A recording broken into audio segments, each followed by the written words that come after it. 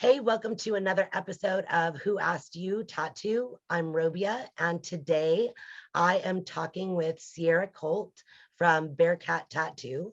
How you doing, Sierra? Good. How are you? I'm good, thank you. So first, like I said, you're a Bearcat. Tell me a little bit about your studio and where it is. Well, Bearcat Tattoo Gallery is in San Diego, California, right down in Little Italy. I've been there about 10 years now this year, and I've been in San Diego probably like 20 years now total. So it's been a long, time here. We have like more of a private studio. We do a little bit of walk-ins, but it's mostly appointment-based work, and it's projects and long-term client type work. Okay, and you have multiple artists at your studio? Yeah, there's about 6 of us. We have an assistant, so about 7 total that all work together. Wow, that's a pretty big crew. Yeah, I mean, it's we spread out enough. Some of us work at 8 in the morning, so sometimes it feels a little quiet, but it's a good size, perfect size. That's rad. Very cool. Yeah, I went completely private studio back in Yeah. 2018. And so I'm by myself. It's How does that feel? I mean, I've thought of that before. Like when I was considering opening up Bearcat, I thought I could do something small, private, little small studio. But I really need people or energy around me. I don't know that I could be that way, I guess. But do you like it? I really do. I think I've gone the full mode where I had 5 or 6, and then I dropped it down to 2, and then I dropped it down to 1. And the last one was good, but he actually felt the same way that you do. He had a difficult time Yeah. being here by himself when I wasn't here, and he kind of needed that camaraderie and that energy. I will say Yeah. I do miss that. I miss the camaraderie and I miss the energy. But on the Yeah. flip side of things, what has outweighed that is the very personal experience I get to have with my For client sure. and the For type of sure. environment that I can provide for them. So Right. I definitely. yeah, we tuck in and watch movies and it's just me and them. And, I tattoo a lot of women in very vulnerable spots on their body and they can be Yeah. totally naked and there's nobody else here. It's just me and them. So it's a really, it's a different experience and I really enjoy Yeah. providing it. So I would say that that's, yeah, That's the benefit of it for sure. it's the Yeah, trade-off. I imagine there's a nice comfort level when you can provide that too. And when we have 6 people tattooing, it's pretty exciting. It's got a really exciting vibe. Everybody's going, taking breaks, talking. But then sometimes when it's just me and my client at the end of the day, you really can get into some deeper conversation, time or special time where they can actually open up a little more, where it's not a full conversation with everybody. So it's good with both for sure. So let's talk about how long you've been tattooing. Tattooing, well, I started messing around with it maybe in like 1994, something like that. Learning it, figured it out. I was trying to get an apprenticeship. It was a little tough. I was in Minneapolis at the time and not many apprenticeships there. Tried to learn on my own a little bit, bought a lot of equipment, practiced learned from friends. I had a nurse friend to help me with the sterility part of it. Sold all my equipment because it was really hard. And then I literally bought it like a week later because I really wanted to do it. And I had an old family friend that lived in Buffalo, New York. And he's like, dude, fly out here, come work in my shop. We'll get you right into it and teach you. So I started flying out to Buffalo, I guess like 95 or something like that. And just working straight up in a street shop, like walk in day one, you're up next type stuff. And just got it all handled. Got that first initial. And then I would fly out there probably like every couple months, stay for a month. They had like an apartment there next to the shop, and then got my chops there. And then that was like 95, 96, 97. And then I really didn't get that fully serious committed until like maybe 97. And so I've been tattooing since then. So do the math, like 23 years or something like that. Right. So Yeah, it's a good run so yeah, far. yeah, for sure, it's getting better. I feel like it. Yeah, it's funny. I feel that way a lot too. I'm sure you do too, where, here you are, 20 something years in, do you still sometimes feel like you're just getting good, or that you've finally gotten to where you're comfortable at least? Dude, like literally like about 15 years ago, I started saying this thing. I'm like, wow, I think I'm finally at a good spot that I really like. And then I remember like 3 years later, I'm like, holy shit, that was just okay. Now I'm at a spot I really like. Now I'm even better. Like, I don't think you're going to stop learning. I mean, now 10, 15 years from that first moment I started learning that you keep evolving, like I'm still like, wow, well, over the next 10 years, like it's going to get even better and better and better. I don't think you, not in art anyway, I don't think you don't plateau. I mean, as long as you're inspired, you don't plateau. You just keep getting better and growing artistically. I mean, it's never ending for sure. And there's so Yeah, much more to learn. That's the thing. I feel the same way. I'm always, I would say a few years ago, and I've only been tattooing for on a daily basis, regular imagery style tattooing, because I did permanent makeup and piercing before. Um, Uh, so I've had a needle in my hand for much longer, but regular tattooing, I've been about 13 years. And I yeah, remember around year 8 going, oh, I can freehand this stuff now. Oh, I can this, oh, I can that. Like, oh, wow, I've gotten pretty good. And now I look right. at where I was 5 years ago, and I'm like, oh girl, you had so much to learn. Like, and now I just realized that just what you just said is it's always, you're always going to try to strive to one up yourself, right? Right. Well, yeah, once you realize that there was a moment where you thought you've got a lot of it figured out and you're doing really great, and then 5 years later, you look back at that stuff, you're like, wow, I didn't know shit. Now you know that I know right where I am right now. I think I'm doing really good, but I don't know shit, because in 5 years, I'm gonna look back and be like, oh, you didn't know shit. But it's a good thing, you know? It makes me excited for what I'm gonna learn next. Yeah, I And I think that think that's also, I think that's the one thing that has kept me. I've had many careers, and it's the one thing that's kept me super stoked all the time in what I do. I love my job because I'm forever learning, and it yeah, never gets dull. I think once after you learn the basics of tattooing, line work, shading, application, bedside manner, everything. Once you get that learned, then from then on for 50 years or however long you tattoo, it's purely just the creativity or the artistic sense from there. Yeah, and it stays fun for me anyway. Yeah, Um, so let's dive into style. I know this is going to be a decent one for you because and what I mean by the initial talk of style is so often we're telling somebody, oh, if you're trying to find a tattoo artist and you want a particular style, what do you call it? Right? Like I call mine pseudorealism. Other right. people call their things. What would you call your style if you had to slap a hashtag type label on it?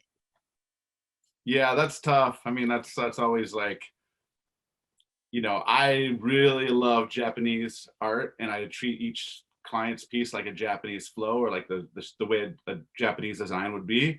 Yet I'm doing a lot more like ornamental or even like a neo-traditional vibe to some Japanese work. So you could call it like, neo-Japanese, but then I also put in like, I love exploring like Norse and like Scandinavian artwork. It's kind of my family heritage. So I love exploring that, but still having like more of a Japanese flow to like the way you would design the piece. Um, I also just do a lot of really bold and bright colors. I mean, how you describe it, I don't know. I think, you best describe it as when somebody finds my work, they're like, I didn't know what I was looking for, but this is what I know that I want now. Like they see it, they're like, that's what I was looking for. Like they didn't know how to look for it. But so, I don't know how to describe it. Like maybe it's just my style, like personal, I guess. I struggle with that a lot too, where I'm trying to get people to see my work. So you want to use, hashtags, right? To try to get it out in front Sure. of people. But it's one of those things where it's like, how do you describe what you do when there's nuances of so many influences that have created your individual art? And I think that that's something that's super important to kind of focus on is how you can have these styles, right? Traditional Japanese, neo-traditional, Right. all these label styles. But then you take somebody like yourself who kind of smashes that all together and makes it Right. their own thing. How do we convey that to people? And I think Right. it's that's that tough subject. And that's really what I like to touch upon in these podcasts is understanding that each artist kind of does really do, especially big, large scale custom artists, I should say, really do focus on kind of Right. their version of whatever it is that they're doing, and how really individual it is. But for shits and giggles, what do you use for hashtags to describe your work? So that way, if somebody's looking for your Right. type of stuff, what would they look up? Yeah, I think if anything, like I do large scale body work. That's what I prefer to do. I don't like to take on smaller pieces. Couple reasons. I like to get to know a client. I like to do a big design and tattoo over a year or whatever, or 2 years. So large scale body work would be the most important thing, that I would describe. Like if I met somebody that knew nothing about me, they're like, "Oh, what kind of tattoos do you do?" I would say, "Well, I do large scale work, like sleeves, back pieces, whatnot." My stuff's just really bright and bold and colorful. Has a lot of glow, or a lot of drama to it, and air, and a lot of Japanese imagery as well. So it's each piece maybe gets its own hashtag, I guess. If you're really trying to think about how to hashtag it, you'd almost separate it. But the overall thing is if you said, I love realistic roses, can you do realistic roses for me? And I'd be like, yeah, I love doing realistic roses. I'm not a realism artist, but let me do this really cool, like ornate design with realistic roses, and it'll be great. You can put your own twist on somebody else's idea, whatever they come up with. It doesn't have to necessarily be, I only do traditional, I only do Japanese, I only do dot work. It doesn't have to be that. I think you can actually take somebody's concept and maybe just morph it into your style and let it be what it is. Well, I think that that's an important thing to bring up too. I find, and I'm sure you do too, sometimes when a client is coming to you for your style, that they are really wanting you to put something awesome on them that Right. just looks amazing, right? And so sometimes when people come, not that people don't know what they want, but I mean, a lot of times people don't know what they want if they're not Right. artists, if they can't design something or draw it up or understand that concept. And so I, I would you say that it's really more of just kind of coming together with somebody and then applying your techniques if they like your stuff? That's, they've seen your stuff, they like it, they're coming to you and you're like, look, you came to me, so let me apply my techniques to your idea. Yeah, that totally makes sense. I think nowadays, after tattooing over 20 years, people, they're kind of just like, dude, I love what you do. Let's do something. Maybe throw a peony in there, throw a koi fish in there. Just make it sick. Do what you do. Like that. That's the client that I usually look for, and I'm more open to that client as well. So I think once clients start understanding that part of it, that's the people that I would probably take on their project. I think people that are a little more specific, it's really easy to be like, oh, my friend can do this way better than me. Let me just set you with him. If it's a portrait or something like that, I'm going to set him up with somebody that can do it better, or that would enjoy it more. If it's something that's super realism, it's not really what I would excite me. So I would set it up with one of my other guys at the shop. So I'm sure you get this a lot with emails and stuff like that. Like, well, first of all, let's talk about before we get into emails and that kind of thing, let's talk about Right. the rest of style. Now, do you do both black and gray and color, or you just color primarily? Will you mix it up? I like color mostly, right? But black and gray, a big black and gray piece is fun. Just using one color, finding drama with it. I'll take on maybe like 10% of those a year, purely just because I'm interested in it. And I'm also interested in like a really heavy black with black and gray with just a color glow to it. It's something we used to not do. I don't know if you remember, we used to never really do that. We're like, oh, it's just gonna look funny having a little bit of color. But I've found ways to do like a really cool black and gray piece with a bright color glow to it. And it makes a really cool like drama to it. And I the get it. longevity of having a good black and gray base layer, the will be color over time anyway. So there's something to be said after tattooing like 20 years that that if you do a full sleeve in black and gray in 20 years, maybe a few of the colors are going to pop out, but the whole black and gray piece will still be there. So providing that foundation and adding some color, I think is a very key, like, I don't know, excitement for me as far as like future work goes. I love color and I want my work to be mostly color, but this black and gray foundation is something that I'm really, pushing and looking to add more to as far as my work goes. Yeah, I dig it too. I'm really into it. And I actually used to get a lot of shit for mixing black and gray and color together.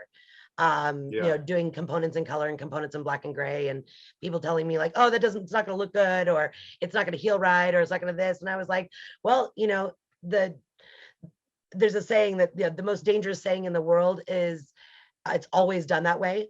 Like we'll never know Yeah. unless we Right. really push these boundaries, right?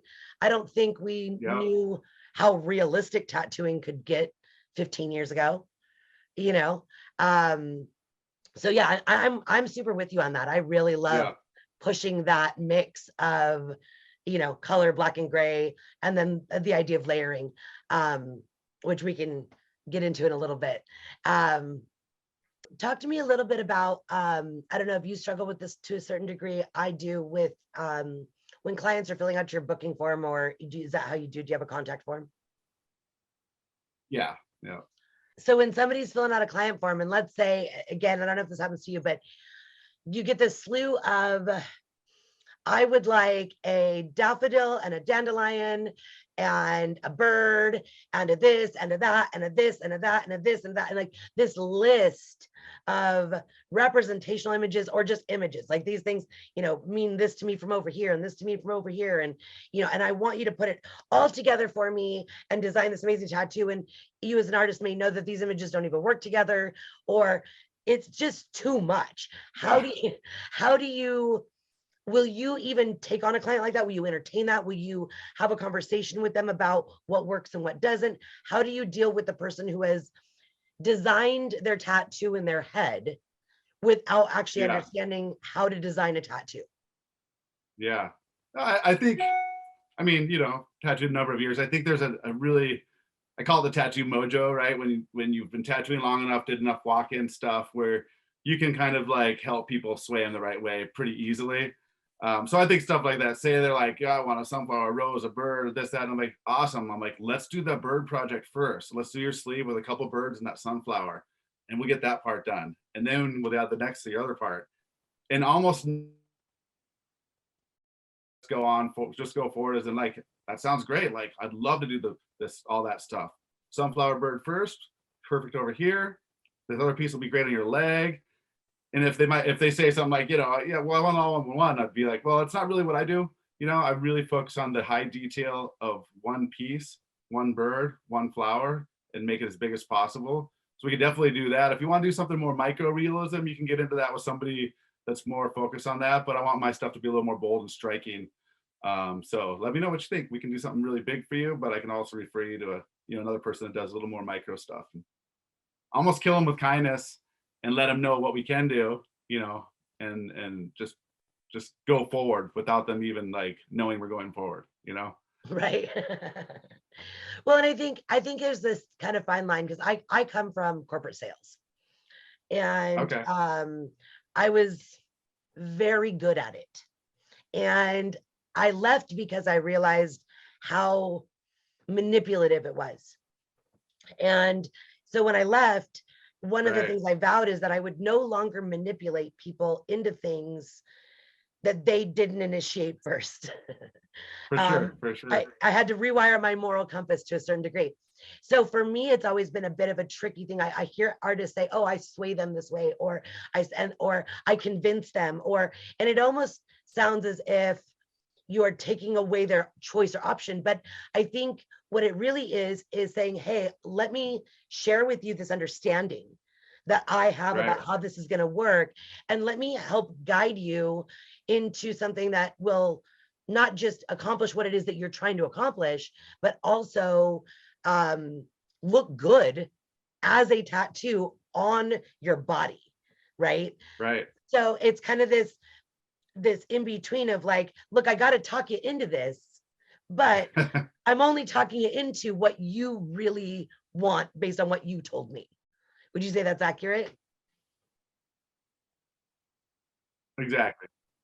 It's Yeah. I like mean, we're doctors in a sense. Like, we know what's best for them, even though they might not want to do with this. We kind of know what's best, still with their best intentions, and in the end, if we want to do something and we want it to be beautiful, I'm not going to tattoo something just to make money, because I think the money part's that's already done. Like, it's money, you make the money, you tattoo, whatever. I'm going to tattoo because I want it for a portfolio or to share with the world. I would never tattoo anything that I didn't want to or didn't think was going to look great. So once people understand that that's where we are choosing because we want our body of work to look good, I think they also understand that, well, one, we might not just even tattoo it because we just don't want to do it, but two, that we do have a good intention. Like, if you said, well, I could do that, but I won't put it in my portfolio, somebody's probably gonna be like, oh, they're serious, this won't look good. Right. And sometimes I'll also suggest, I'm like, you know what, I guess I would hate to see you spend that money with me. I think somebody else can just do it and get that done. And maybe when you're ready for a project, like, that way, it's another way to sort of help people understand, what tattooing is, I guess, and how it works. And that's a conversation that I have with my clients a lot, which is, if this is what you really want, I'm not here to tell you no, or that it's ugly, or that your idea sucks. It's just not what I do anymore. For sure. And like, for example, like when somebody comes and says, I want a cross with a banner and lettering. 8 years ago, I would have been stoked and hungry to take that piece, right? I'd have been like, yeah, let's make it cool, right? Now, I mean, I've done 1 million crosses and 1 million banners and a bunch of lettering and, all this kind of stuff. And so, not that it's beneath me, it's just not where my heart lies anymore. I also have a very strong feeling about leaving that work to the newer artists, where the people that were where I was 8 years ago, and that are hungry and excited, and you're going to pay them less. You're going to pay newer artist prices to get something like that, rather than paying my prices to get not my specialty. And so I think it's unfair to take people's money like that and say, hey, yeah, sure, let me charge you $250 an hour for something you could get for $100 an hour that's much more fair. And that artist is going to do a great job. They're not going to mess you up. I'm not sending you to somebody lesser, just somebody who's in that. They'll probably even do better. They'll probably do better because they're going to focus on every little detail, where we've did enough, we'll just do it. Looks awesome. Let's go. What's next?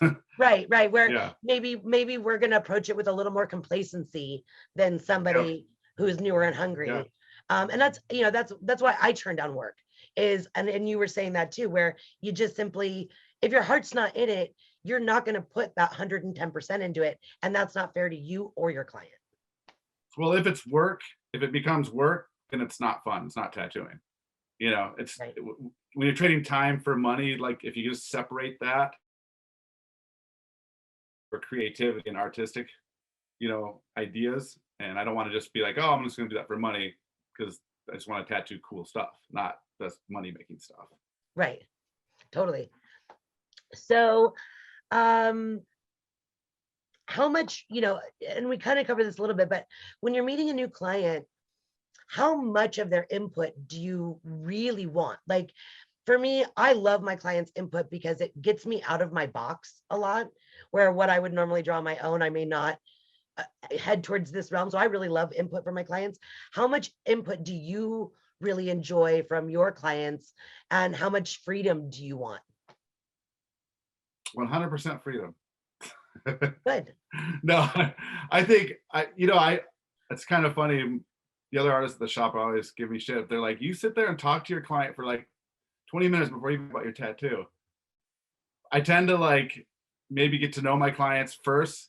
I almost get a direction on who they are and what their vibe is. Just shoot the shit and get to know them. And then we're like, okay, let's talk about your tattoo. And then once they start talking about the tattoo, I think it becomes really easy because I've already kind of known who they are and sort of what's going on in their life a little bit. And then it makes the direction go a lot easier. So then they can tell me I was thinking of this and this and this, and it helps me give them what they need, just by knowing them a little better. And so I like, as far as input goes, I like enough input to get the imagery correct. Mm-hmm. But by input, I think, what kind of images do you like? Do you want florals? Do you want skulls? And what body part would you like? I think that right there is enough. That's enough input right there. If it's representing somebody, a memorial thing, that's cool. That's good to know. But I think for me, and I know everybody's a little different on this, for me, tattoos are very important. to people in a lot of different levels, but I think the process of getting the tattoo is sort of where like that importance comes through for me. So as we're doing a memorial, I want to get it for my grandma, blah blah blah. Um, but until we start doing the tattoo and start talking about that, it's just imagery until then. And then once we start doing the work, then it becomes more of the process and more of you give like strength to the piece by getting it done. You give importance to the piece by getting it done. So as you're doing the work, it kind of gives it that, you know, now I feel like this is for my grandma or this is for whoever. I think the process is more important than the initial concept. And I like what you said too about really getting to know your client. I'm very much like that too. I would imagine, are you in preference of in-person consultations or Zoom consultations? Do you have a preference? Does it matter to you? Preference in what? Consultations. Do you prefer to do them in person or over Zoom or over the phone, or does it matter? Do you have a preference? I do a lot of Zoom and a lot of in person. I have a lot of people that come from different spaces. They have to do a Zoom. Whether they're just flying in or maybe they're even in like obviously over the whole pandemic situation, we had to do a lot of Zoom stuff. But I have a lot of people that like travel to get tattooed, so we do a lot of FaceTime or Zoom for that. But I prefer to have like a nice face to face, see who they are, get to know them, read some facial expressions. Or if they're local, have them come in and talk. And I prefer that. You can do something over the phone, but you can't connect and really see those little things. I mean, you might suggest something and they might say, yeah, but you can tell they meant no, or they're not sure. Right. I prefer to have a little more like, visual.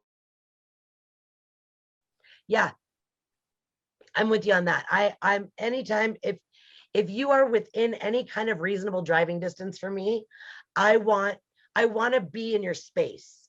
I feel like there's kind of nothing that really, I mean, Zoom's cool and you can kind of get a feel and but man, I like that in-person consultation. I think you can really pick up what that person's putting down and get a great sense of who they are. And really, I think it makes it easier to help kind of guide somebody into, when you can see the way they dress and you can see the way they hold their body, and you know what I mean, are they more of an introvert, are they more of an extrovert, are they what's their deal, and you can maybe suggest, if somebody's more extroverted, you might say, oh, let's do some like splattery stuff and this kind of thing, and like, yeah, really blow it out. Where if somebody's more of an introvert, when you meet them, you might suggest something a little more subdued. For sure. So we kind of touched on it a little bit before. You did mention every once in a while walk in. If you have a cancellation one day when your clients can't make it, will you take a walk-in at this point in your career, or are you really just kind of set on keeping a schedule and having it done a particular way? What are your feels like? Could somebody walk in and get lucky and get tattooed by you that day? Well, it wouldn't be because I just want to make extra money or anything. Like literally, you know how it is when you have to prepare for clients. If I'm not tattooing one day, I'm prepping for the next, piece or something. So I have a lot on my plate ready to go. So I usually put about 4 to 6 hours into every drawing for a sleeve. It's pretty highly detailed. Mm-hmm. So like if I do have a day off and a walk-in comes in, I have to judge like, well, I really need to be putting this time into this drawing, or I got to put time in. I call it like shop health, like keeping up with the Bearcat stuff, making sure like my shop's running good, little things, maybe I could put time into that.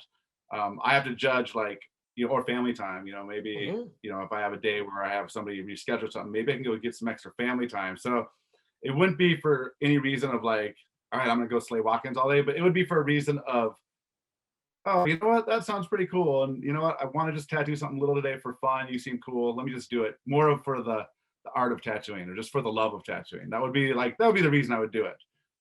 Maybe it's a friend that stopped by, or maybe it's just something that's like just a cool piece, or I'm like, you know what? Like, I'll do that just purely for fun. Not for portfolio, not for anything else, purely just because I like tattooing. Somebody might be like, oh, I want this traditional Sailor Jerry pig. Oh, I'd love to do one of those. I haven't done one of those in years. Let me do it really quick. Like that would be the reason I would do it, not for money or anything else, just purely for the art of it. Right. But is it something like it doesn't happen often, I would imagine, because like you said, you're either prepping for something or get that extra family time or do all the clerical work that comes with running a business, Yeah. and that kind of stuff. So I would imagine it's something that happens pretty much rare. Like you wouldn't say, yeah, maybe stop by and maybe I'll be available. No, it would literally be like, it'd A be fleet. super random, Yeah. I mean, it's, or if you, I don't know, we did some events where we did like some planned tattoos for the day and stuff. I mean, that's kind of fun. But yeah, I think it's just, there's a lot more on the table designing bigger projects. And then you think about it, like, could I spend 4 hours, working on a new concept that might be for my next piece too? Like you have to judge, where's my time spent better? Picking up this walk-in or, working out a new shading concept for the next piece I'm going to do. You kind of got to weigh that out. Yeah, for sure. So I would say, if somebody were to ask you, are you booked in advance? The answer would be yes. Primarily people, if they want to get tattooed by you, they need to set an appointment. Yeah, I probably keep like 8 months to a year. I just keep it like that. I try not to book over a year. I just keep it about that fresh. I keep like a little bit of a waiting list as well, but I try just to plan about that much in time. I have a couple of people that they just book me like for a couple of years straight. They don't want to lose their spot, but I sort of like I just plan like about that much distance in time. Um, I think any further out, I start kind of losing the concept of what they really wanted. It's after the initial conversation. So I expect like 8 months to a year, and if not, I'll turn the project to somebody else. I wouldn't keep like a 2-year or 3-year list. I wouldn't do anything like that. I would just turn the project over to somebody else right away, and just kind of keep like the top, 20, 30 pieces I want to do. I find that super interesting because, like, for myself, and I was talking to Stephen Teft a couple weeks ago, and we were talking about we only book like 3 months out, 4 months out.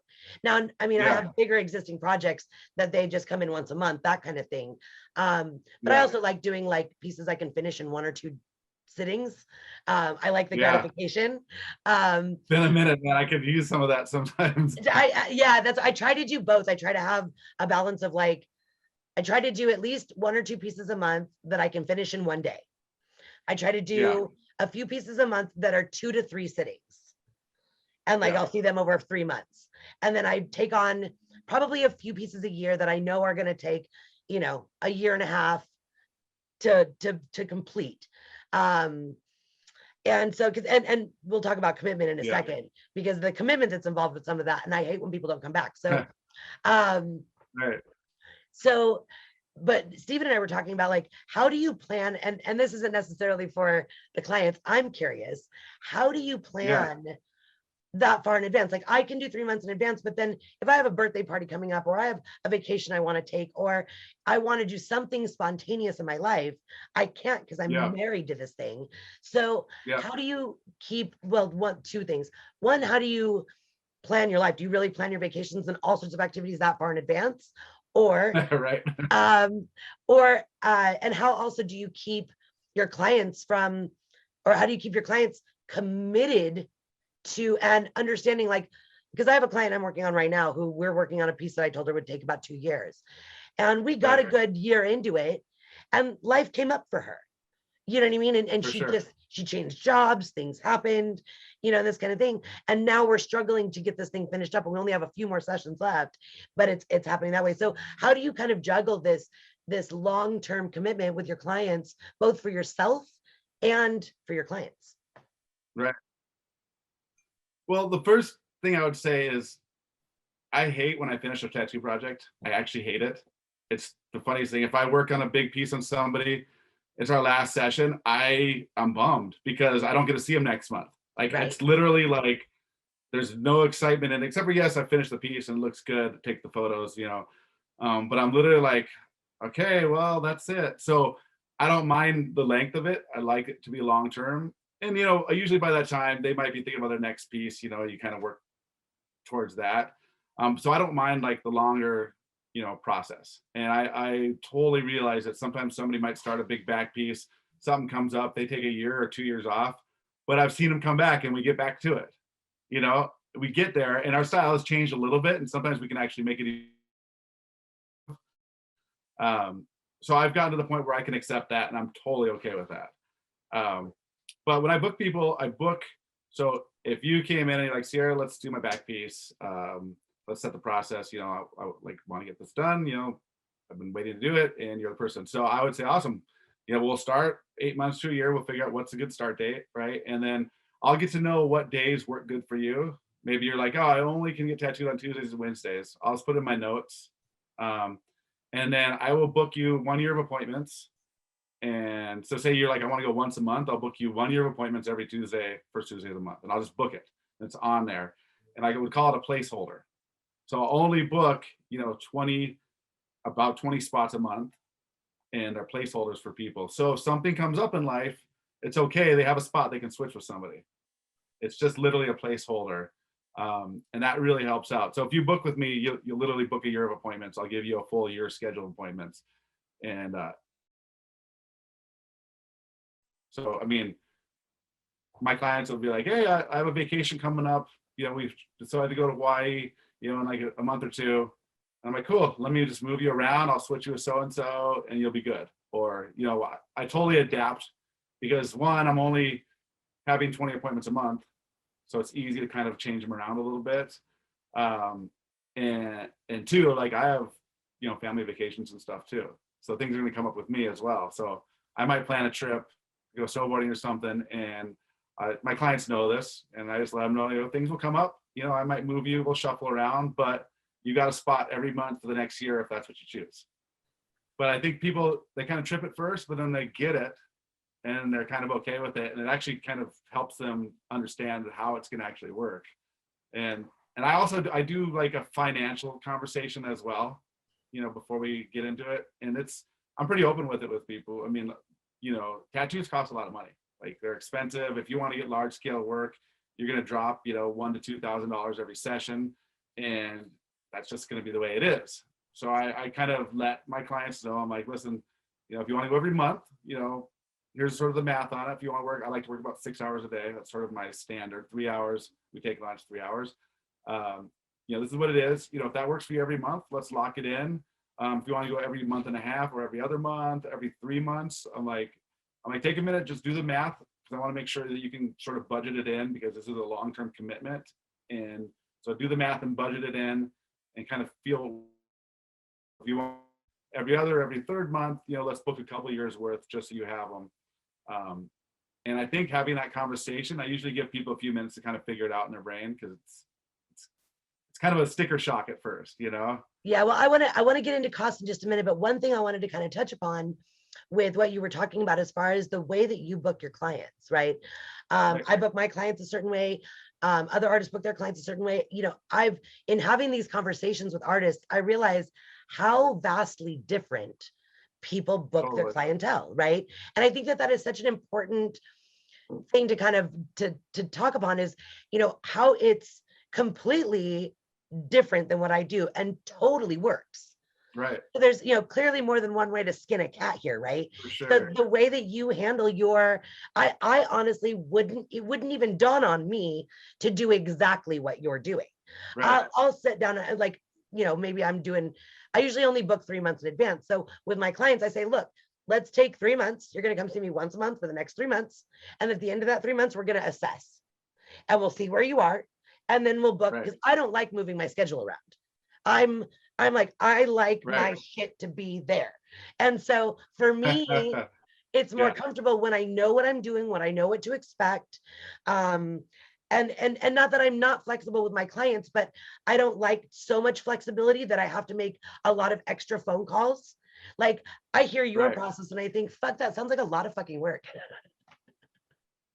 But you know, I think it's easier than you think. I think you might be overthinking it. Maybe, absolutely. But what I love about it is that's my take on it, right? But it doesn't make me right or wrong. And what you're doing isn't right or wrong. It just works for you. And I think as artists, right, we have to have these, because we're tattooing on a performance level on a daily basis, right? So we're kind of performance artists in the sense that, like, not performance artists like actors, but we have to show up and do this thing every day and commit to it and be there for it and, you know, really be there for our clients.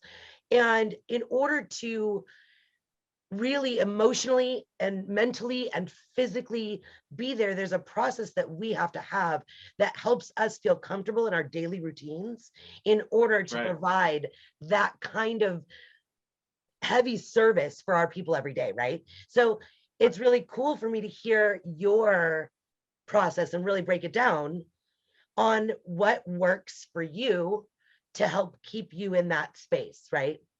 For sure. Yeah, I think everybody's different. Some artists like to just have one day of booking and they'll say this is my booking day and then they'll book their next few months. Some people like that, you know. Some people That's just what I don't do. like to project. Yeah, you like that. And I think that works great. I mean, I think sometimes I'm not doing any new consults until this one day and then just do them all in a week or something. Like there's a lot of different ways you can do it. But I think in the end for me, if I'm gonna have a big conversation with somebody, I'll spend an hour for a consult or whatever, and then I'm gonna book them for the year. I don't have to book any more appointments for them. It's done. Like Right. it's set, it's locked. Yes, something might come up with that person or me, or I might switch them. That's for me. Or they might need to switch something. It's no big deal. But this is 12 appointments that I don't have to book. They're already Right. done. I don't have to have that conversation. That's already done. So in a way, it sort of simplifies it because if I only each month, maybe I take on like, you know, you sort of divide it out, maybe a few consults a month that I'm going to take on. Um, that's the only time I'm going to book them. So then that's done. So I don't have as much like booking time as you'd think because I lock it all in. So my time is a lot of it's actually me kind of manipulating my schedule, being like, oh, I want to go do this. Do you mind moving? It's kind of like maybe it's more selfish. It works better for me.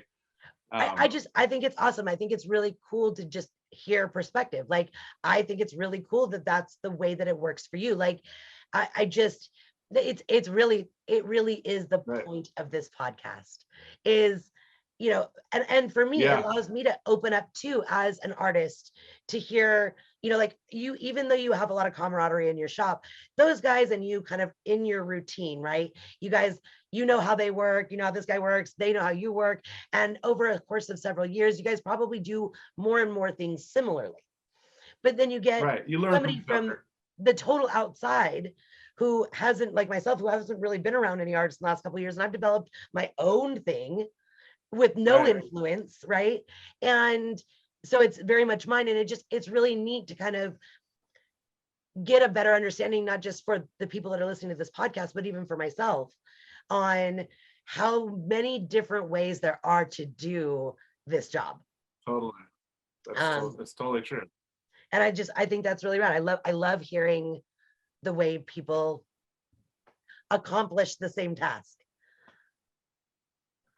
So You know, let's I think go ahead. no, I think it's great. I think it's great that it works for everybody separately and different. But as long as it's working, you know, if you have something that's not working, you know, ask around, see what everybody else is doing, because you know, there's a lot of ways to do it, like you said. So I think it's Yeah, good. and I think it's really rad. I would have never considered it, but now hearing you say it, I'm like, oh, maybe like maybe that is a good way to go about things. Maybe I'll try a new way, or you know, because I'm very, I like trying new things. I like change. I'm one of those kind of people. So Yeah, for me, it's always so interesting to kind of try on new ways to do things. Is again, as long as the client's happy, the tattoo comes out good, and at the end of the day, everybody wins, and I get to make a good living, and everybody's happy. It doesn't really matter how we achieve that goal, right? exactly. So let's talk a little bit. We touched upon consultations. I just want to walk through a little bit of like contacting process. So when a new client, let's say I'm a new client and I've been following your work, or you know, I don't know, maybe I even found you on Google and checked out your website and went down that road. Um, and I want to initiate contact with you. How do you prefer people do that? What is your 1, 2, 3 steps of how to get tattooed by Sierra? Yeah, I have a pretty easy booking link at bearcattattoo.com. Just go to my profile and book a consultation. Couple questions, you know, a small questionnaire just to get to know at least the idea. And then, you know how it is. We have some good messages on there that takes us about a week to get back to people usually, sometimes quicker. I try to get back to people every other day or so, but just give me some time to get back to you. and then I usually book a consultation, or kind of decide whether we're going to consider the piece or not, and then go from there. It's pretty easy. I have it on sierracolt.com, and go and click book consultation. And a consultation doesn't mean we're going to do a tattoo. It just means let's talk about what you want and see from there. It might mean I might be able to help you decide that maybe I'm the wrong person for it. Maybe you need somebody else, or maybe I am the right person. It's more of like that. So if somebody calls the shop or DMs you on Instagram, you'll direct them to your booking form. Yeah, I'll try to like help that out a little bit if I can. But I like it to log in the book, the consultation form, because then it keeps everything organized, and it's really helpful, just to keep everything synced up. Like, how DMs are, they're gone. And I honestly, like, I stay on Instagram to keep my portfolio there, but more and more, I'm a little more on YouTube, a little more on TikTok, a little more on stuff that's more like Instagram's great for a portfolio, and it's great for some stories, but I don't want to get sucked into too much, like, DMing and whatnot. Good, like, consultation, through the website. Okay, so yeah, some people just pretty much book consultations through booking form. I like to do it that way too, because I get a lot more information. If they answer all the questions on the booking form, we already are light years ahead of our consultation by the time we get down to actually talk. Yep, exactly. And so let's talk about your actual consultations. Do you charge for consultations? Do you do them for free? How do you work that part of it? Yeah, for me, I mean, I think you should give your time to meet people, and sometimes the consultations don't work out, and most times they do, but sometimes you might waste an hour, and that's okay. It's whatever. But I'd like to, usually, and I guess I'll preface it with, when somebody books a consultation with me, I let them know how I work a little bit. I have my process sort of response that I send back to them. It's not an auto response, but I'll look at their project, and sometimes I wonder if, like, they might not be ready, or maybe they are. I don't know, but I send my process over. It says that I like to work about 6-hour days. It says my hourly rate. It says everything, the way I work. And I ask them, if this is something you're comfortable with, I'd love to sit down and do a consultation. If you're not ready to do this commitment yet, keep me in mind. We can talk in the future if you're ready. But I kind of let them know, because I mean, I charge similar to you. It's your bill is going to be $1,500 or $2,000 a day, and somebody's for that, they just want a sick sleeve, but they really don't know the process. I kind of want them to be ready, before we sit down for a consultation, because otherwise you're kind of losing an hour, and that's sort of, we don't want to do that, because we can give that to somebody else. Right. So I try to like get that out of the way first. Make sure they know that if you're going to jump into this, this is, the physical commitment, financial commitment, this is what you're getting into. If you want to do it, let's definitely meet if you're down. So we get that out of the way. And, I think that helps filter a lot of people. I would say it filters about half of them out probably right away from me. Like, and it used to bother me in the beginning. I was like, oh, why doesn't this person respond? Or how come, but now I know I filter, and then the other ones rise to the top. The people that are down, they're like, oh, awesome, no problem. Like, let's talk. I talked to my wife or my husband, like, we're ready for this commitment. We'll do this. Let's go. And that helps me, the more we can filter it out, the better we can get to our dream client. And I think that process is the priority before you even sit down and do a consultation, I think that's I don't want to sound like, you don't want to sound like, oh, I'm not going to talk to tattoo you if you're not, ready. Like, I don't want to be like that, but we do only have a limited amount of time. So, filter it and then go to the consultation. Yeah, I love that. Because it's one of those things, and also, I'm sure you've dealt with some sticker shock and things like that. Let's actually, and when people coming in and saying, hey, you're not really understanding what they're about to get into, because there's not a lot of information out there, right? That's why I'm doing this podcast. When you get people that will see these amazing tattoos or very large scale pieces like what you do. And on your Instagram and my Instagram, I don't always put how long the tattoo took and how much it cost. So people don't really have a really great Right. understanding of the commitment and the price that is attached to these large scale pieces or really elaborate pieces, or, layered pieces where people are doing it in multiple sessions on even a smaller piece. Um, Right. and so I think it's really important. I think it's a great way for, honestly, to filter out and keep your sanity, is to kind of Mhm. have a process explanation before they even set up their consultation, so they understand what it is they're getting into. I think that that is brilliant, and I will probably steal it. No, I mean, I think, yeah, I mean, it works. And I think if you sit down for a consultation, I mean, you're going to give away $250, like for an Absolutely, hour or whatever. absolutely. Um, and if you, and that's okay if it's going to be towards a future project, but you don't want to give too many of those away that aren't going to come through. I mean, we do have to, you know, use our time wisely. If we can only tattoo so many clients in the next 10 years or 20 years or whatever, 50 years, like pick and choose, I guess. Yeah, totally. Um, So let's that kind of leads us into um not only like consultation process, commitment, all that kind of stuff, but let's actually talk about pricing. Because this is one that's really veiled, and I like to explain to people that we're not trying to be vague when we tell you we don't know how much something's going to cost, right? It's right. all the components that go into something before we can determine how much it's going to cost. But for the sake of transparency, Yeah. let's talk a little bit about what you do take for deposits and what you charge per hour, or if you charge by the piece, or how you deal with the financial aspect of what you do. For sure. Well, so as far as consultations go, and here's something that,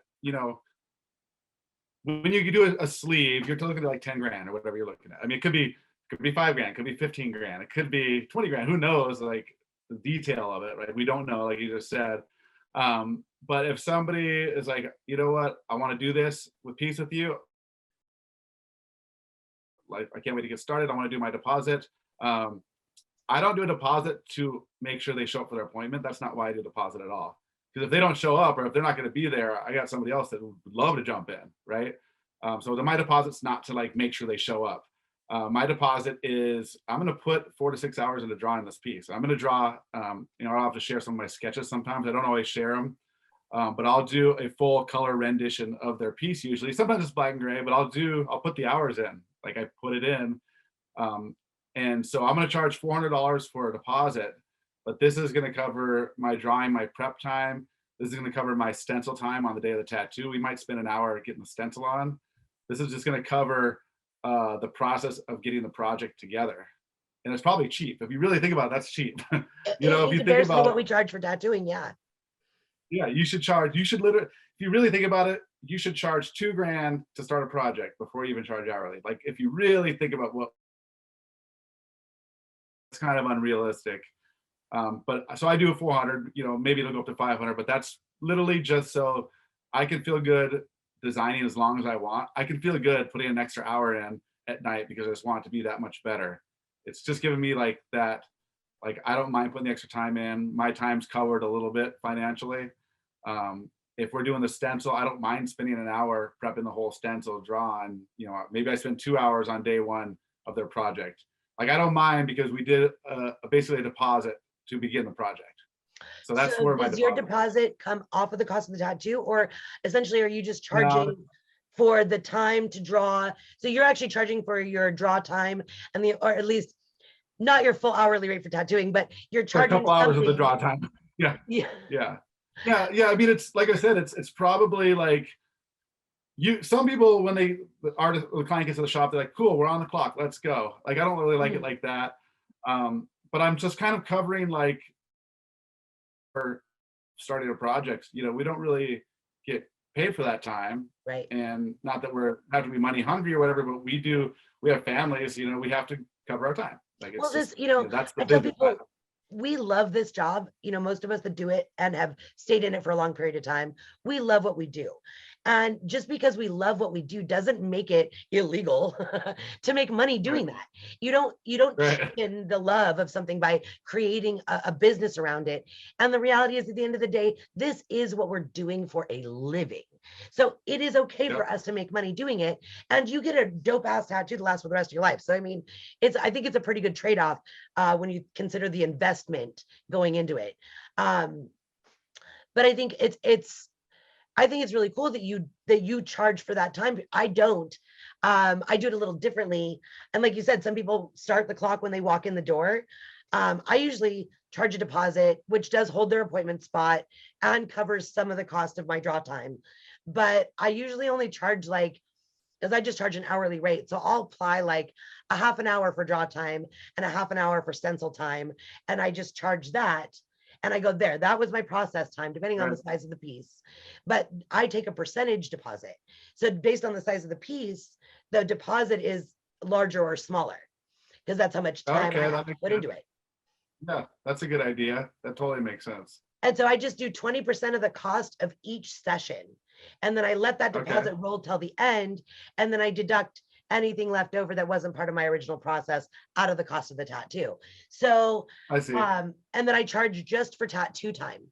And I go by the hour and I take a break every hour or hour and a half or 2 hours just to get up and stretch and whatever.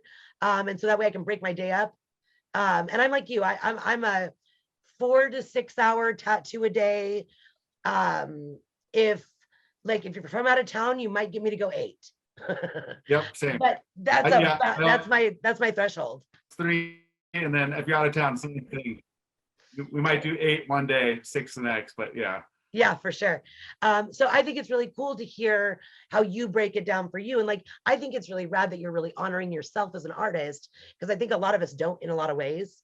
In the time that you're taking to draw this up. I mean, I come in 2 hours early, 3 hours early for my clients to get their pieces ready, and I've spent hours prepping for their tattoo that I don't charge for. And right.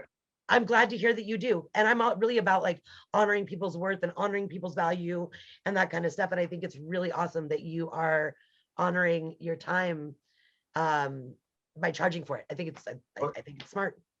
Well, I think we should. And I think it also helps one more layer of weeding out people. You know what I mean? When you say, this is what I charge, this is what the cost of getting the project going. It helps weed people out that if somebody's not that serious, they might be like, oh, they don't quite understand what's happening. They haven't understand the whole picture. So it does weed it out a little more too. Well, and I think it's important to weed out clients that won't appreciate it. If they don't understand that this takes time and they don't want to hear all the, I don't want to hear the background noise. Like, I don't want to know what it takes you to do your job, just do it. Yeah. That kind of mentality, that's not somebody I really want to work on anyway. Yeah. They're not going to appreciate the efforts I put in, and they're probably not even going to appreciate the tattoo that much. Yep. No, it's all about fine tuning who you want to work with and who you can work with. And I think the other thing is like a lot of deposits, we've always taken deposits. So if you don't show up, you lose your deposit, right? Right. And that is very helpful for smaller pieces or people that aren't in committed type pieces, and that's very helpful for that. I have, and again, my crew probably laughs at me for this, but every one of my clients, we connect a week prior. I text them. I got usually a text a week out. Stoked on your appointment coming up. See you next Tuesday. See you next Wednesday. I hit my entire next week. We get a conversation going because I want to see where they're at. Because a lot of times like, awesome, dude, pumped. You want to start at 10 or 11 or 9? When are we starting? You kind of can refine that. And it's usually simple text, or every once in a while somebody's like, dude, I forgot something came up. Can we reschedule? And then I have an opportunity a week ahead of time. Like, dude, no problem. You want me to flip you with this other guy from next week? He's usually easy to flip with. So it helps me. So I don't want to say I never have a no-show, but I minimize it to literally like, every once in a while, there'll be a no-show every once in a while for like some weird reason. So I minimize it by connecting ahead of the time. So there's no deposit situation happening. I've already talked to them and connected with them and we know what's happening. We might even like, talk back and forth a minute about the idea or the color or something, simple, easy texting, but it minimizes that. So I don't feel necessary to hold a deposit because we have a relationship and it's happening and it's okay. And we're letting each other know, they're letting me. I think that really makes it, helpful with the deposit situation. So yep. I think we're talking about going through your consultations, how you do deposits. So your deposit really isn't a deposit totally. It's just it's a project fee to start the project, right? No, it's project fee, like project time. I think that's really cool. And then when you do your consultations, you're pretty much drawing. So a lot of people I talk to about this, which is sending an image of the tattoo to your client before you start the tattoo process. Do Yeah. you do that a lot? And are you willing for them to pick it apart? Now, okay, so here's what I do. This is funny and it works. You know how we draw tet pieces. I mean, I'll book it a year in advance, but they all know, and I let them know that I'm not going to draw it till 1 to 2 weeks prior. Like I'll start drawing it, and I let them know that I will finish it up the day before. Will be my final tunes. Me too. Very fine tuning the details, and I also let them know I'm like, you know, and I'll send you over the image, you know, the day before your tattoo, and I just say, you know, if you don't like it, it's no big deal. Like we don't have to do it. We can reset and maybe pick up the next month. It's not a big deal. And I said, you know, I usually say, you know, we've had a really good conversation here, and I got a great idea of what you like, and I'm going to draw something that I think is going to be perfect my style, half your style, and if there's a few little tweaks, no big deal. But I'm going to draw it up, and again, if it's not what you're thinking, it's no big deal. We'll start next month, and we'll pick it up from there. So I kind of say that. So even if I finish the drawing 2 weeks in advance, doesn't usually happen, but sometimes I do. I literally will never send it over till that night prior, never. But I do send it over. I mean, I know it's a risk, of course, to send it. I'll send it over to somebody 100% the final drawing, but I won't send it until the night before. I try to wait, not even the day before. I try to, they can really, because you don't want them showing 1,000 people getting all these changes. So I'll just kind of send it to them. So it's between me and them. And then it's too late for them to call 1,000 people and ask. And then the next morning we go. It's funny. I have a similar approach. It's a little different in the sense that, like, I won't send my clients anything. I do an hour consultation with most of my clients. If we're designing something out, I'm asking a million questions. I have picked up what you were putting down. If I haven't, then I haven't booked you. You know what I mean? Like, if I don't feel like I have a really good understanding of what we're going to do, I'm just not even going to book the tattoo. Once I do, I actually draw the night before and the morning of, because I don't want a bunch of other tattoos in my head before I start this project. So I typically, like, I start my tattoo day at 1, but I come in at like 9, 10, 11 to start, depending on how big their piece is, to start that process. And then that way, my focus and energy and attention, because this is how I have to do it for me, to keep sane throughout a week of 5 tattoos or 4 tattoos, is, and I only see 1 client a day. So I have a 3-hour minimum and an 8-hour maximum. And then I just sit down that morning, draw, and then they come in and we can discuss it. Right. And then I'm like, look, you're going to have to trust me. You obviously picked me for a reason, you know? So this is where trust comes into play. For sure. So I'm going to listen to you well, and I'm going to pick up what you're putting down. I'm going to design something up. When you come in, you're the only person I'm seeing that day. So we can spend an hour or 2 redesigning something if need be. We can spend that time changing any little things about it, but I'm not sending you shit before you come in for your appointment. Right. You've been just so burned. It happened. You get burned. Well, because then I can walk you through what I'm doing and show you my references and show you what I'm using and talk you through color theory, because I don't do a full color rendition. I do an outline drawing. I like a little more creative freedom on the skin, because I can accomplish, for me, I'm better on skin than I am on paper. So I can never accomplish what I want it to look like on my tablet or on paper or anything, what I can accomplish in skin. So rather than frustrating myself, I just explain what I'm going to do with them and then do it on their skin. Like, this is going to be amazing. Trust me. Yes. I mean, kind of.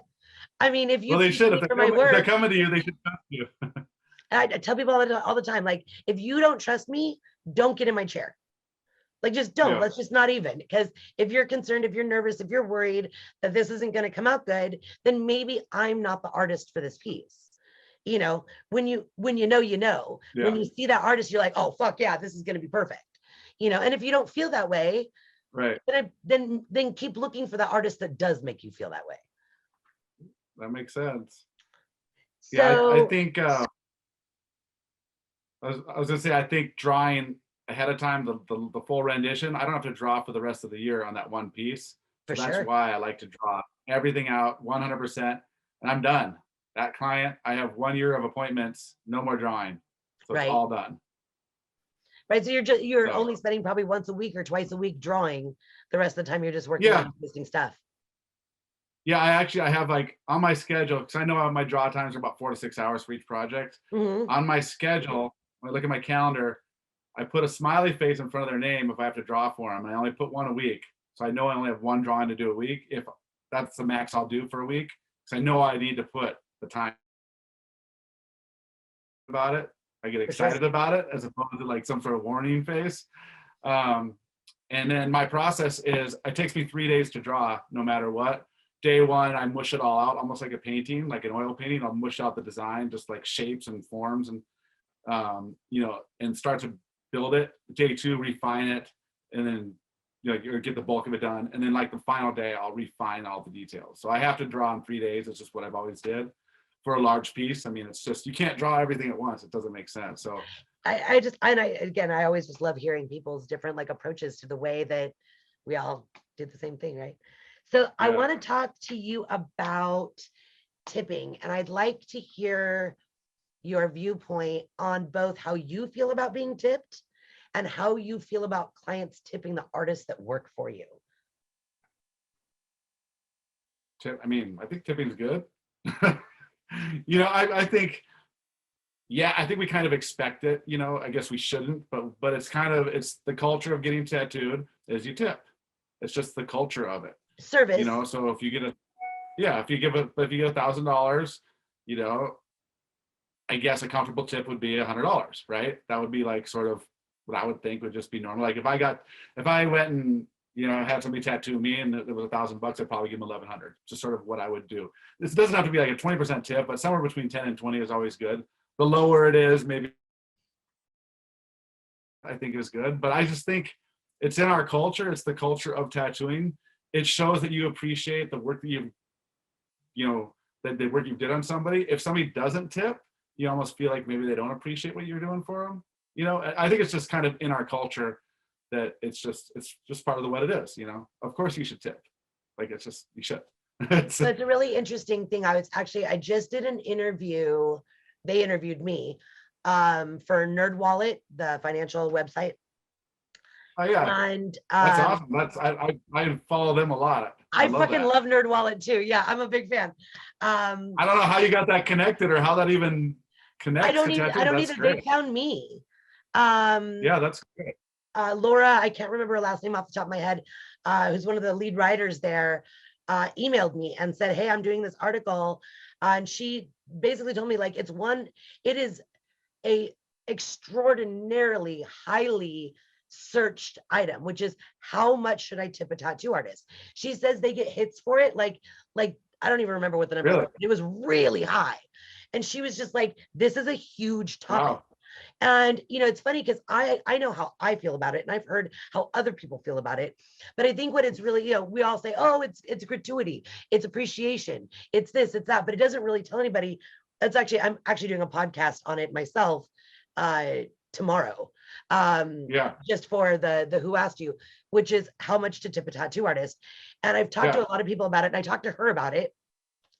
And I just think it's really interesting to hear people's perspective. I think most artists like you and I, right, who we charge what we want to charge, we hold our value. We say, okay, I'm worth this much money and I'm getting paid this much money. So whether you tip me or not, whatevs. You know what I mean? Like, I appreciate it, and it shows you appreciate me.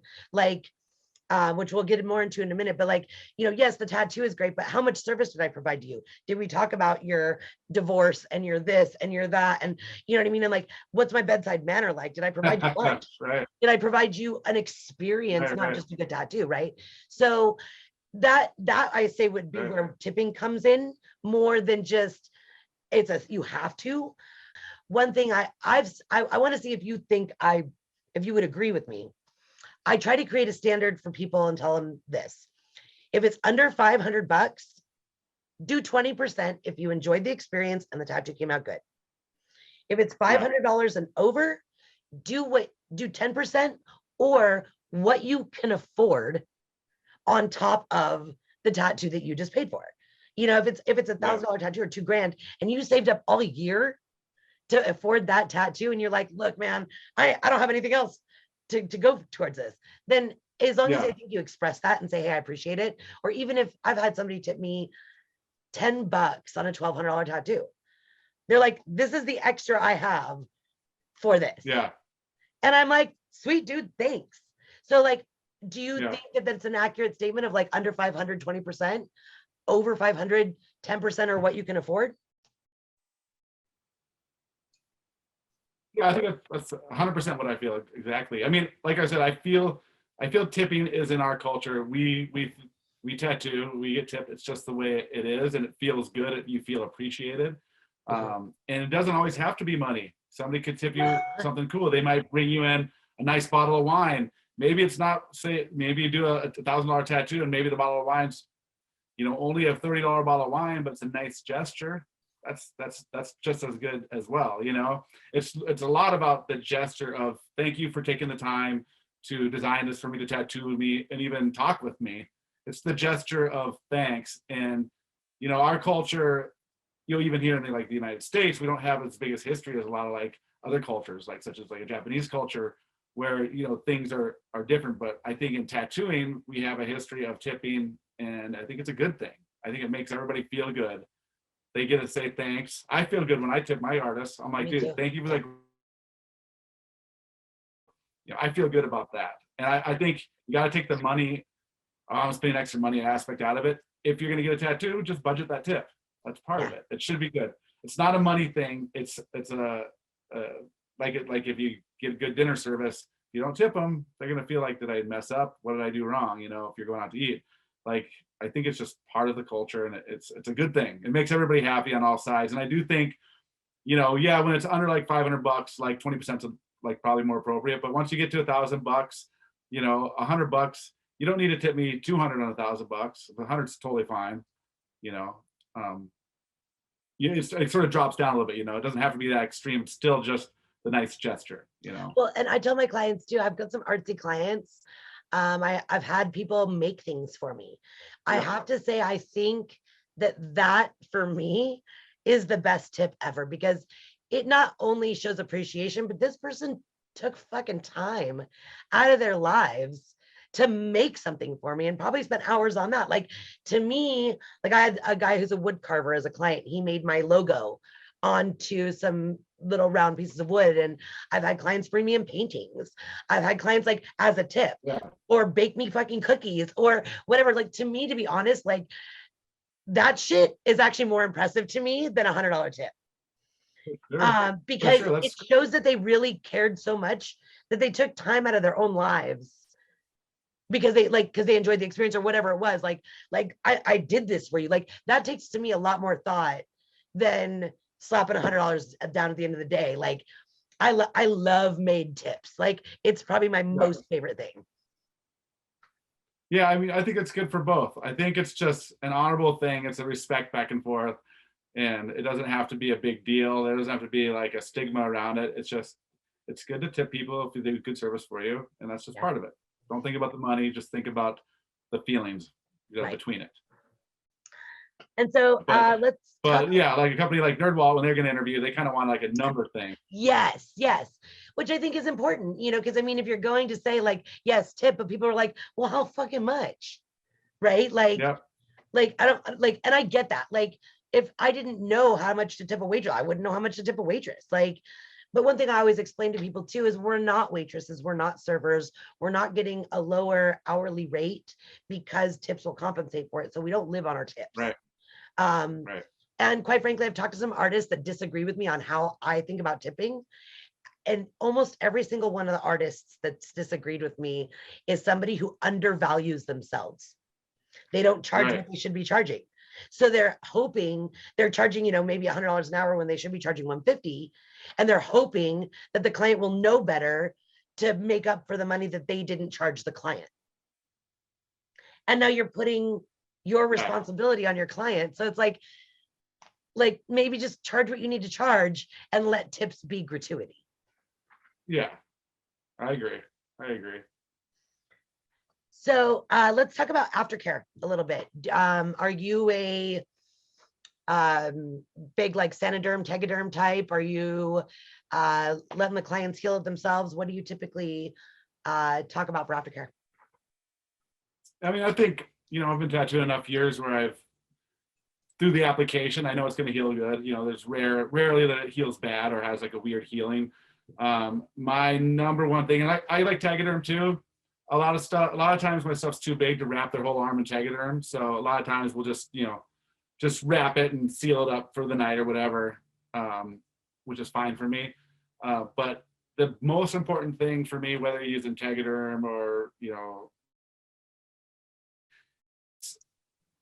washing your tattoo. The first 3 days is the most important thing. I don't care what you use on it really, as long as you wash it 3 times a day for the first 3 days, like it's gonna heal. Like the biggest problem is people don't wash off the plasma and everything that's sort of coming out of it, and that's what forms a scab. So if you're not washing, it's not gonna heal right. So that's the biggest thing. I mean, you could use Aquaphor, Hustle Butter, whatever you want to use, but as long as you're washing it, it's gonna be fine. Like use what you're comfortable with, just make sure you wash it. And I think Tegaderm works great. I mean, if I'm doing a small area on somebody and I can put Tegaderm on them, I'd love to put it on them because I know that it feels better being more protected. Yeah. Like if I'm getting tattooed, I love to have Tegaderm on myself. I think it's great. But I think, with larger pieces, it's just really hard. You can't cover their whole back in Tegaderm. I like the traditional aftercare method. It's always worked really well. I have zero problems. So I'm not opposed to Tegaderm, but traditionally, works great for me. Yeah, totally. Okay, so aftercare is pretty simple. I noticed there's so many different ways that people answer that question. Some people like a dry heel, some people like a wet heel. I think it's also important too, like to really drive home to people when you're getting tattooed by each individual artist. I think it's important to really listen to that artist. That 100%. artist knows how their work heals. Like my work doesn't scab a lot unless I'm doing a lot of heavy black. If I'm doing a ton of black saturation, then I'm like, hey, you're going to need to baby this a little bit more. But if I'm throwing on a black and gray half sleeve, I'm like, you could almost do nothing to this thing and it's going to be fine. So I think it's just really important that people let the artist for each tattoo, even if you've been to that artist before, like, let the artist explain to you how to take care of that particular tattoo, as opposed to like, oh, well, I've always done this, or, I always do this. It may not always work on everybody's the way that they tattoo. I agree with you on that for sure. So as we kind of start wrapping this stuff up, there's a question I really like to ask, which is, what is one thing that you wish all of your clients knew before contacting you? Oh, that's an interesting question. You didn't prep me with that at all, did you? I didn't, I'm sorry. Well, I guess here's what they probably would be good to know. If you get tattooed by me, we're probably going to become friends. Like then we probably will start another project if we connect, because usually the people that I choose to tattoo or that choose me, or like that once we mesh, it becomes more of, almost like a lifelong type of friendship or commitment. And so you'll probably know me for a long time. So hope you like me. But I think it's fun. I think that people, I think they don't know how much fun it is to get tattooed. And I think, there's obviously there's this huge therapy, which, you'll hear more about me from that in the future here, but there's a huge therapy to getting tattooed and seeing your friend, your tattoo artist and people every month at the tattoo shop that becomes a real big part of your life. And I think that people really don't know about that side of tattooing, that it's super healthy and there's such a deeper connection to being with people in the tattoo shop that people even know. It's almost as good for the soul as it is for how your body looks after you get tattooed. So let's dive into that. I really want to let's talk about your book. Let's talk about what you were just touching upon about the therapy aspects involved in tattooing. I'd really like to hear your take and talk to me about the book you're writing. Yeah, I mean, I think there's the term tattoo therapy. It's sort of this general term we've been throwing around for years. It's fun, like get your tattoo therapy. I mean, but as the years have went on, it becomes so much more therapeutic. And I've over the last couple of years, through interviews people did with me, I started talking more and more about it, and I was like, oh wow, I guess I'm really interested in this part of the tattooing. And I wrote a little blog about the essentialness of getting tattooed during the pandemic and whatnot. And I started thinking a lot about like I don't want to be a tattoo therapist. I don't want to sit there and talk about everybody's problems all day. That's not, dude. You tend to talk through a lot of things in your life. You tend to get to know your artist. You tend to sort of work through things, whether you like it or not. You start sharing good moments, family moments. You start sharing the bad things that are in your life. You start sharing your life. Your tattoo artist becomes a little bit of a confidant. You might share ideas or passions, or you might connect with somebody that you like, ends up taking you skydiving together or something. You might connect on something else. And there's just a lot of positive things that happen once you start getting tattooed beyond just, there's a lot more to it. And so I've been writing a lot about it, and I'll have a book that'll be finished probably late February. It should be released. And it is about the therapeutic effects of tattoo. And I think I'm digging into a lot of like deeper parts of it. A lot of parts that just, even the idea of having something to look forward to every month is great therapy. Having something on the books in your future is therapeutic for people.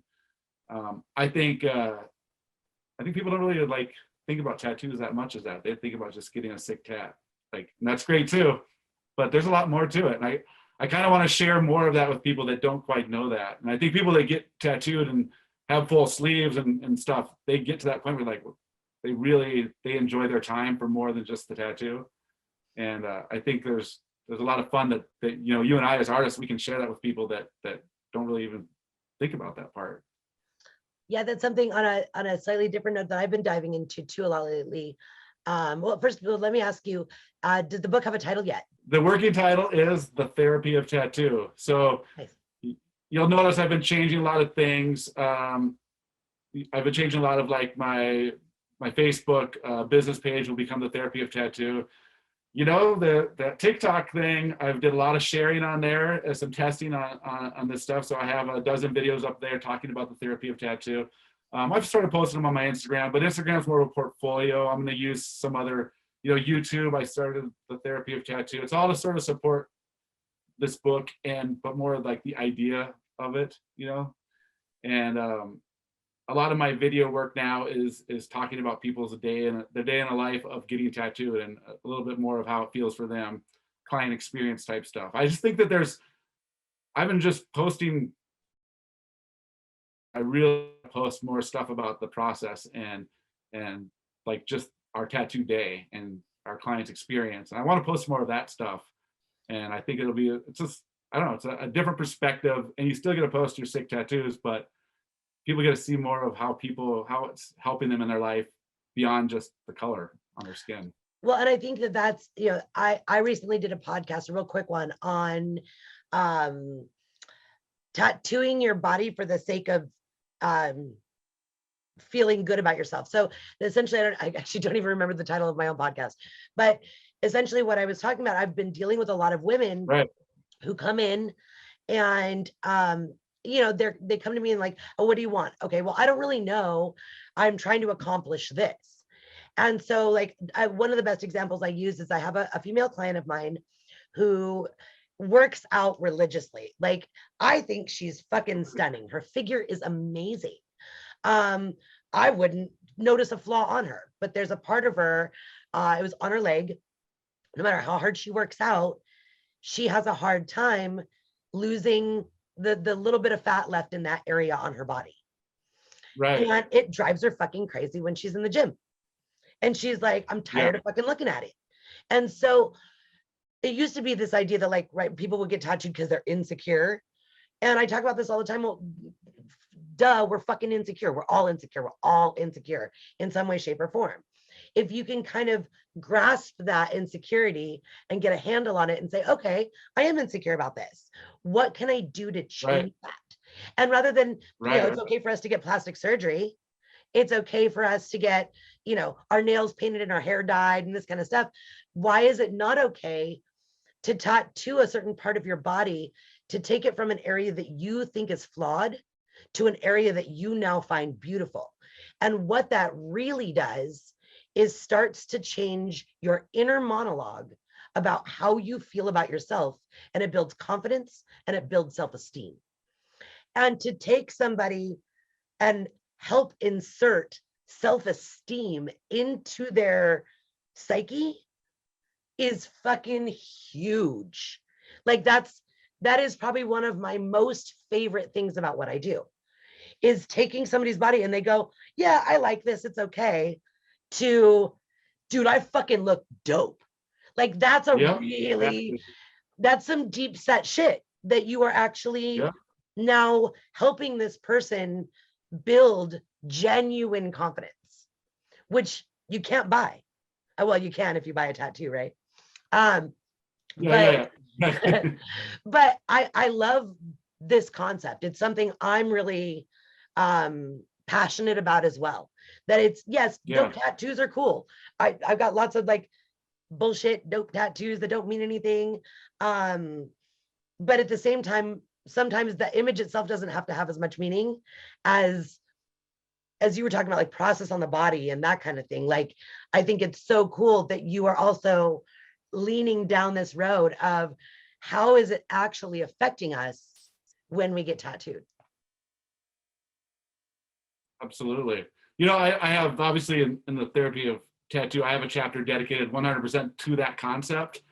And I think you and I should do a separate little concept podcast piece or something to maybe support that, because the way you expressed it is exactly on par with what I think and feel. And I think that us as tattoo artists, we know that like makes it, and that helps us emotionally. It's really simple, but it's there. And there's so much to that. There's so much therapy to that people don't even know. And people that don't even get tattoos, they're like, why do you get all tattooed up? Like, I mean, just on the basics of it, it makes me feel good because I look good.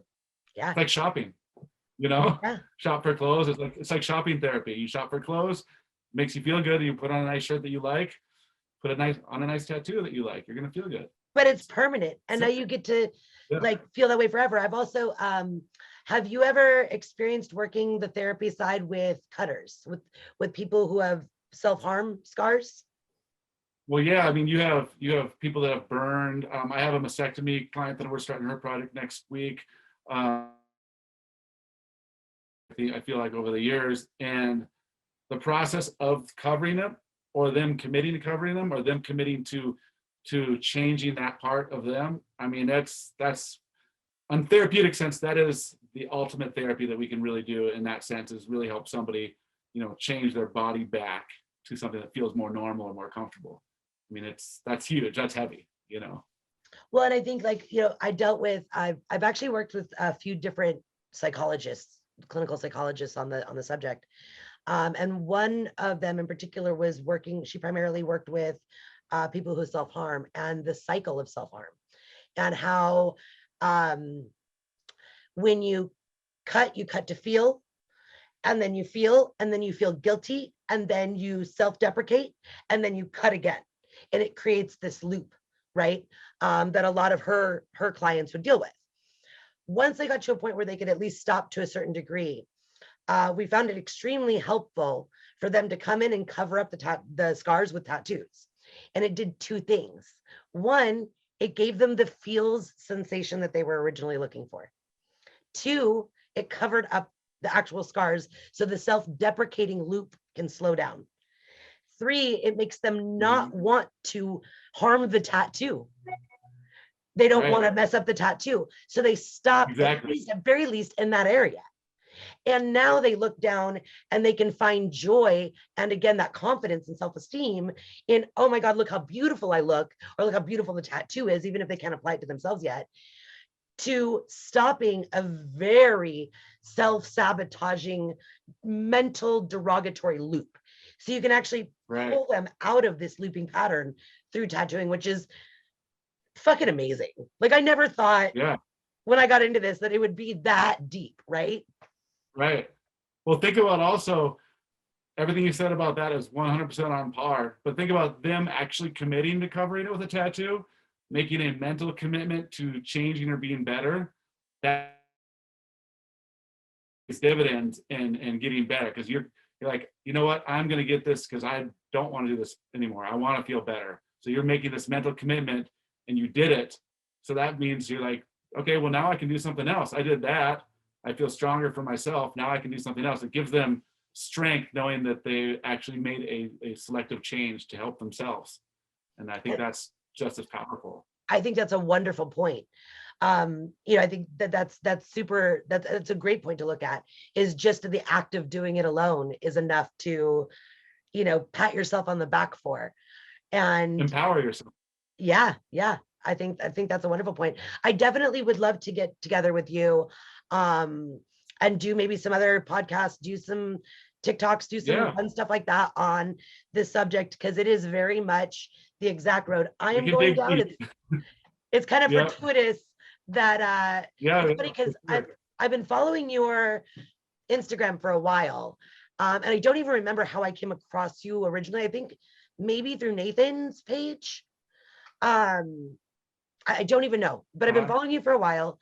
And actually, one of the reasons that your page and your stuff stood out to me more than maybe other people was actually like the cinematography aspect of it. I don't know if it's you that's doing most of your B-roll and recording, or if it's somebody else that you have working with you or whatever. We can have a conversation about that another time too. A lot of it.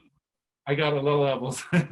But it's super impressive, and I was just like, wow, like it made it very clear to me that you gave a shit about what you were doing. And there was just something to me that was attractive about what you were doing, that I was like, I really feel like this guy is the type of artist that I'm looking to talk to, that we should shed more light on, who are really like kind of, I don't want to say taking it to the next level, because I don't mean it like people who aren't taking it to a next level, but in this particular way, really kind of focusing on the depth and the integrity, and what can we really accomplish here, and what are we really doing, and I guess a philosophical approach, and kind of stepping up the bar, and at least for us, doing better than we did the day before, and how else can we help, this kind of thing. And it's funny because you and I have never really had any other conversation than today. This morning for a second. Yeah. And I just think it's really cool that we actually are very, very much on the same page when it comes to really diving down the different aspects of not just, cliche tattoo therapy, but how tattooing genuinely affects us as human beings, and what we can accomplish with it other than just beautiful imagery. Yeah, I think the universe draws people together for the right reasons. I agree. We got work to do. Yes. We are definitely, as they say, vibrating on the same tone level. Yeah. So, okay. So I think we can pretty much talk about one last thing of yours, which is, do you want to touch upon your client caddy? I think it's a pretty cool thing. Yeah, I mean, the client caddy, I think for tattoo artists that haven't seen it, it's very simple. It's a little stand that sits next to your client, holds their phone and their drink and their food and their wallet and their sunglasses, all that crap that they spread up all over our station. That's what it holds. It's really simple. It's an easy, fun idea. And now I probably have almost all 50 states. I think we're missing 2 states, but there's caddies all over the place. It's just a fun side project, almost like something that I don't want to say like a gift to the tattoo community, but something that I created for our community. And I think some people see it and they're like, I have a TV tray stand, that's all I need. Well, that's fine, but this is something that's cool, that's unique too, that can make your studio look really nice. And so you'll have to check it out. Anybody that's a tattoo artist that's watching this, check out the client. Just really cool. It can elevate your shop if it's something you're down with. I know we like it, and I know 500 other people have liked it so far. So as far as like they're in about 500 shops, so that's cool. And again, it's just side project just for fun, Well, and I think it's a cool product that could be marketed also to like hairdressers and nail techs and things like that, where if you're providing a service where your client comes down and sets down their fucking baggage in your place, then it's just a cool little extra thing.